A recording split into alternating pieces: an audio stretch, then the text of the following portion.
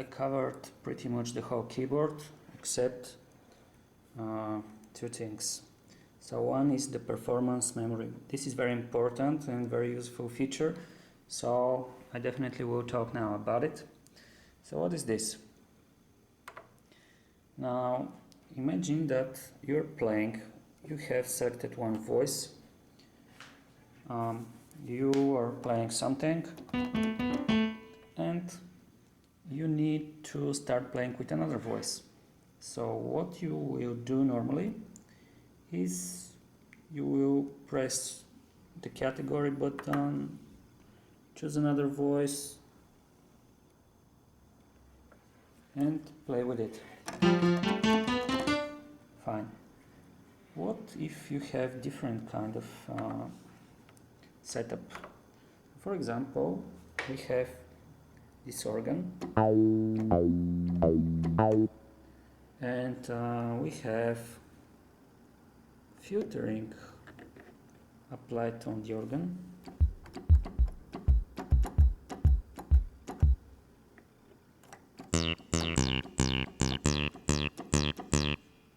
We have envelope generation applied on the organ.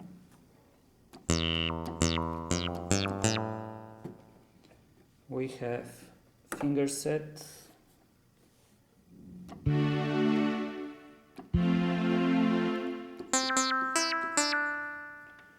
and we have a pattern selected. Let's say, okay, that's fine. We have tempo set to something else, for example, here. And what else? Well, that's enough. Now let's say that we have the whole thing transposed or the octave up.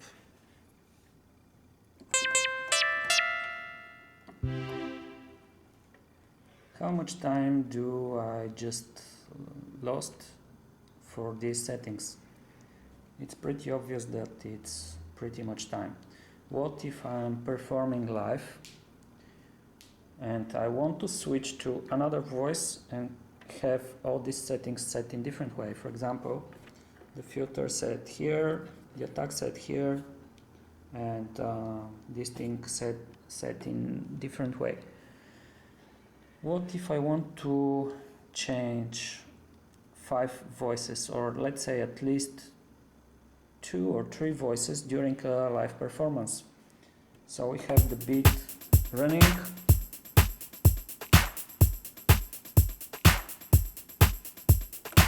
and I'm doing switching of the keyboard settings in real time. So I can't afford to have all this done in real time. Instead, I can have it set here on these buttons. So the performance memory is split into 8 buttons, but we are not limited to 8 buttons. We have organization into banks. So this is the button. These are the buttons for changing the banks. So we have 8 banks, each containing 8 performance memory settings. So when I'm talking about performance memory, I'm talking about the chosen main voice, the chosen split voice, the chosen dual voice, chosen tempo, I think, so chosen filter settings and envelope generator settings, chosen, what else? I think also finger autofill-in settings too. And that's pretty much that's a lot of information saved into just one button. So with the press of one of these buttons, I have all these settings instantly set for me. And as I said, we have 8 banks of performance memory. each containing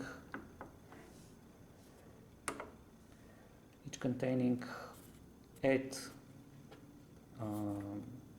performance memory locations, so we have a total of 64 memory locations. So these are 64 places that can save all of these settings at once. Video demo. Please excuse me, by the way, it's already a lot of time that I'm recording, and I'm really tired and my hands are wet, so excuse my errors, but I hope that you appreciate this video. So first I will choose these buttons and I will make demonstration how MM6 behaves.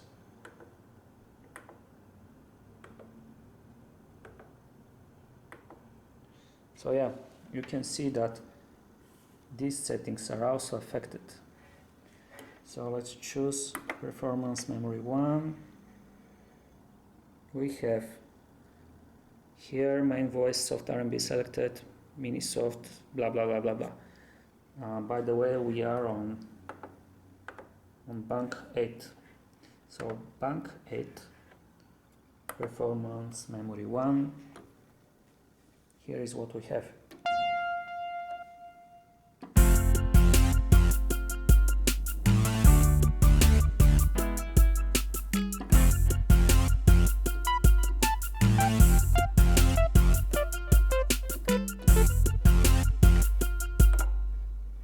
Cool. Let's go to performance memory 2.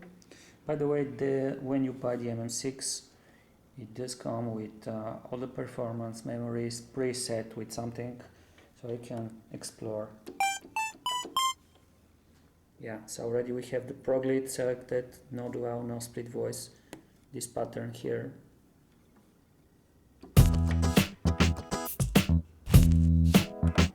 So the pattern just starts automatically to play, because when we change the performance memory, you have the sync start already set and everything is ready to play. Now this is something that I saved when I was creating the ABC song, so I chose Stardust voice with dual voice slow strings and split voice early 70s. Pattern is piano ballad, and that's it.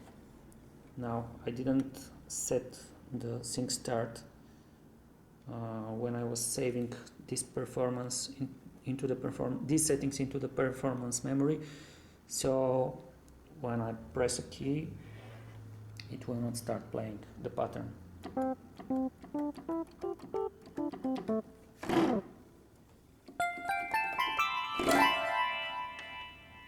Pretty cool. So that's it, pretty much about MM6. Now the only thing which is left to cover is how you record your performances into the keyboard, but I'm very tired right now to explain all this. Bert Morenburg shows a little bit of this on the official Yamaha MM6 video, so you can see it there. In short, you can use the performance memory keys, but in this case, in this mode, they changed the meaning and they became channels where you can record whatever you play, and you can overdub also. And then when you perform, you can switch on and off automatically each channel like you do on a Groovebox. So yeah, you can create some kind of performance with this. For example, let's choose my song.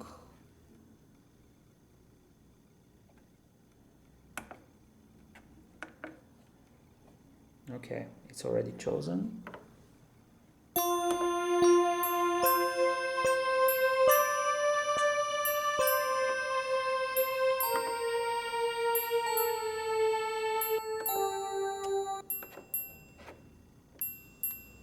So you can see how I created the song.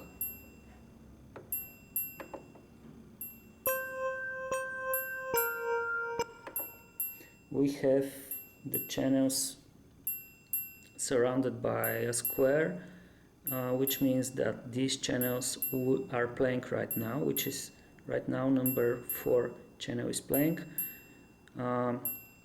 These are in bold because right now they are enabled and there is something recorded on them. Everything which is grayed out is disabled, which means no recording on these channels. So 5, 6, 7 and 8 are empty channels, including the pattern channel. We have a different channel for the pattern where we can save the pattern performance. So yeah, this is a little demonstration how we can create a performance out by simply muting and unmuting the channels like on a Groovebox.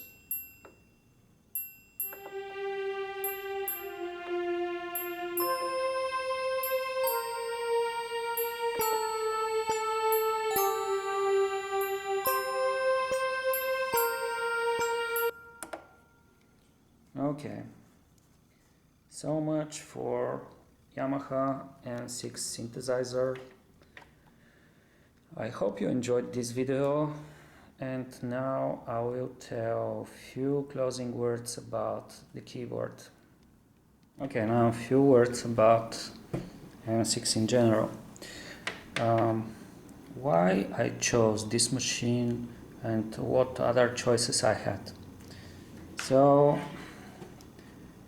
we have Korg X50, which is directly competing with MM6 because they are in the same price range and they have similar functions. To be honest, the Korg is even a little bit better when you compare to MM6, but I have my reasons to choose MM6. Now, why? First, MM6, when compared to Korg X50, is a little bit bigger and looking a little more clumsy than MM6, which have really sleek design, and I really enjoyed looking at it. Also, X50, in my opinion, features better materials of the keyboard, and the synthesizer itself looks more durable a little bit, but maybe this is just my opinion, I don't know. The other thing is that X50 is about $100 over MM6, and finally X50 is much more oriented towards electronic music than MM6 is. X50 is even oriented very much toward trance music, so if you're looking for a machine to make trance music with, definitely check X50 out first. Why I chose MM6 and not the Korg X50?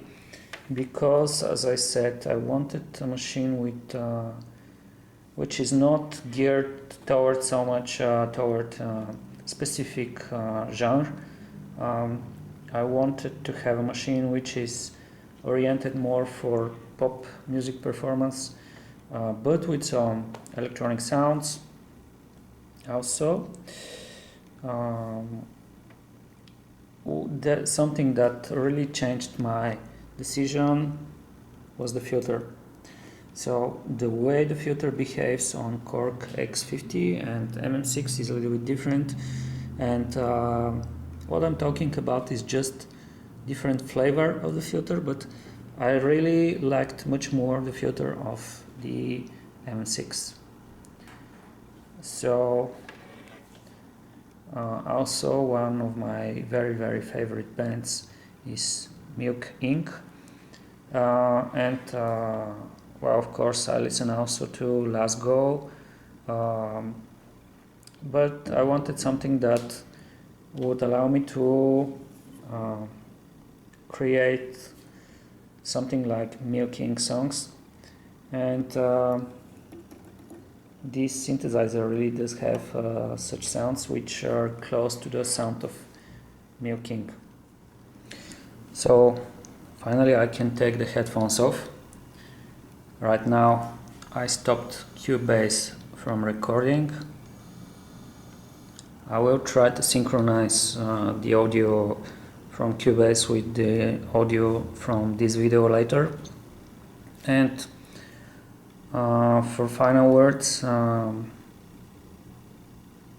will tell you what problems you will experience with Yamaha MM6, because this is something that you will not find in the Bert Morenburg video. So one thing is the screen.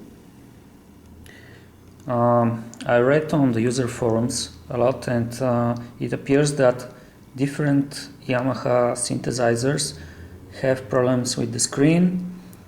I had it too. I unfortunately forgot to create a video of the problem. I will try to find if I have some pictures of it, but problem is that first half of my screen like this stopped working, and sometimes it was working, sometimes not. So I was seeing like the half of the screen, and finally the whole screen stopped working. I mean, the screen was operational because it was lit, but it was not showing anything. It was showing just some kind of buzz. So lucky me, I had extended warranty, and I just went to Long & McQuaid here in downtown Toronto, where I purchased my MM6, and simply they replaced my screen with brand new one. So you're looking at brand new screen of Yamaha MM6. This is not the default screen that the instrument comes with. And I've read other guys with MM6 and other Yamaha synthesizers with the same problem. One of the guys even put a video on YouTube with this. So be aware that when you purchase MM6 or some of the other Yamaha models, you will definitely need to have warranty, or even extended warranty. Or if you don't have, the best thing to do is to have a friend who understands electronics and how to replace your screen. Now, where you can purchase a new screen for Yamaha MM6, I don't know. Probably try on eBay. This is the major problem with this synthesizer. The only other thing that I've experienced was that on certain voices, when you press a single key is okay, when you press a chord is okay, but when you switch the keys, sometimes I hear glitching sound, or I don't know how to describe it exactly. I think glitch is the word here. Unfortunately, I couldn't find which was the voice right now, and I'm too tired. I just want to finish this video. But on few voices this can be heard, but it's not a big problem because the majority of the voices sound well, and in general I really like the voices of MM6, so I'm sure that if you buy an MM6 you will enjoy it. Now, something very personal. Why I chose MM6 over other synthesizers. This is my first synthesizer, and I did a mistake that many people do when they purchase their first synthesizer. So of course some people, when they purchase their first synthesizer, they simply want an instrument that they can play on, and something affordable with at least a few cool voices and some styles. So they go and purchase Yamaha PSR synthesizer, which is great for them. But some of the folks that want to create something more they want to have a machine which can do pretty much anything, which is like cool bass, cool leads, and some cool patterns inside.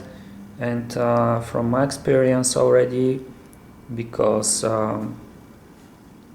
I got into music hardware like a year and a half ago, I can tell you that this is nearly impossible.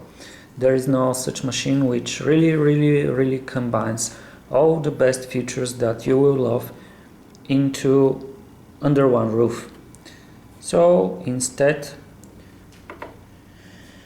what you need to start thinking of is a modular way, which is like, what machine is cool for my lead sounds? Okay, you get it. Then you look different machine for the bass and different machine for the percussions. So this is the best way to approach this problem, because every machine have its own flavor and its own sounds, and it's really cool when you start combining. So for example, I have Yamaha MM6 as the lead synthesizer, and I have also Yamaha DT Explorer drums for the drums, but of course I can't do everything on the same time. But back on MM6 I got the mixer and I combine MM6 with drum machines, so right now I can have the leads or eventually even the bass depending on the song on MM6 and percussions on the drum machines, because I don't really like the patterns here, so I tend to create my own patterns. So this is kind of modular split of the tasks that you want to do in order to create a really original sound. So what I learned is that I can't do everything with one machine. One very big disappointment that I had with Yamaha MM6 was the so-called sequencer.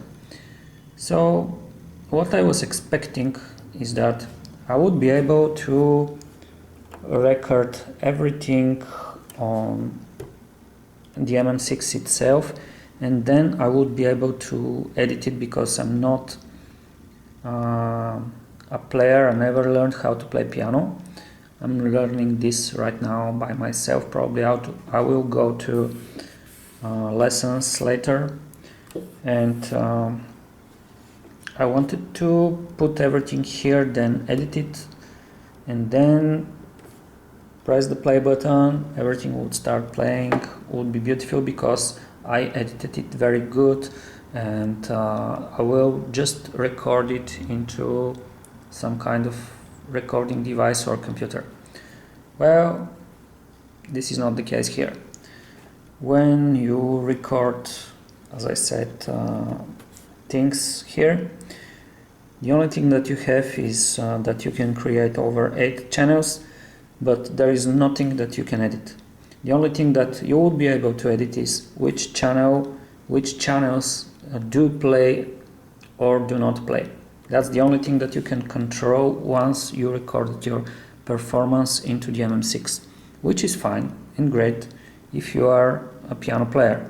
You will know how to play good, you will save it, and that's all. Okay, but I'm not a player, and many people are not. So solution is first to go to piano lessons, learn how to play, and then have this keyboard. Or if you have this keyboard, you need an external sequencer, which is that you can use Cubase as a sequencer, connect MM6 via USB to Cubase, have it as a MIDI keyboard, save the MIDI there, and then what I was thinking to achieve is with another cable. This is why I got the audio interface. With another cable, have the MIDI back into M6, and so whatever I recorded into Cubase will say back MM6 to play it.